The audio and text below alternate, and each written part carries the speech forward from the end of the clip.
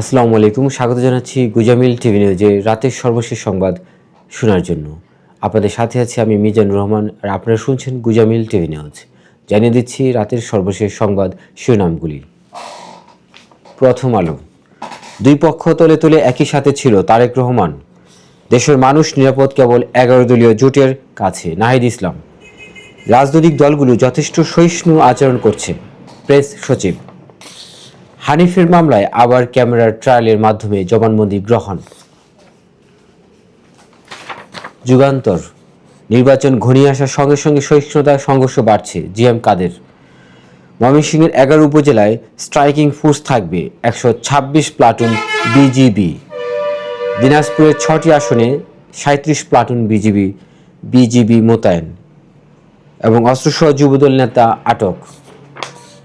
BNP ক্ষমতা এলে প্রাথমিক স্বাস্থ্যসেবা আরও মানসম্মত করা হবে, ডক্টর রফিক। ব্যবসায়ীকে গুলি করে টাকা ছিনতাই। আমার দেশ পডকাস্টে ফ্যামিলি কার্ডের বিস্তারিত তুলে ধরলেন তারেক রহমান। দায়িত্ব নেওয়ার দিন থেকেই বিদায়ের প্রস্তুতি।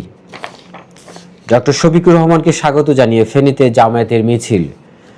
জুলাই সনদের মূল কথা মানুষের অধিকার বুঝিয়ে দেওয়া। সিদ্ধিরগঞ্জ সোনারগাঁয়ে বিএনপির 20 নেতা বহিষ্কার। সুপ্রিম কোর্টের এজলাসে নির্বিঘ্নে সাংবাদিকদের প্রবেশাধিকার চেয়ে চিঠি। একটি দলকে ইলেকশন ইঞ্জিনিয়ারিং করে ক্ষমতায় আনার চেষ্টা হচ্ছে।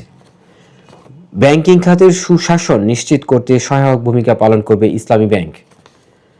ঢাকা 5 আসনে নবিউল্লাহ নবীর গণসংযোগ। 20 বছর পর রংপুরে আসছেন তারেক রহমান। গণতন্ত্র প্রতিষ্ঠায় আমরা বদ্ধপরিকর, তারেক রহমান।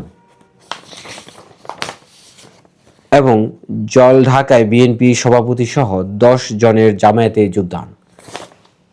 দর্শক, এই ছিল এখনকার মতো রাতের সর্বশেষ সংবাদ শিরোনাম। আশা করছি চ্যানেলটিকে সাবস্ক্রাইব করে আমাদের সাথে থাকবেন।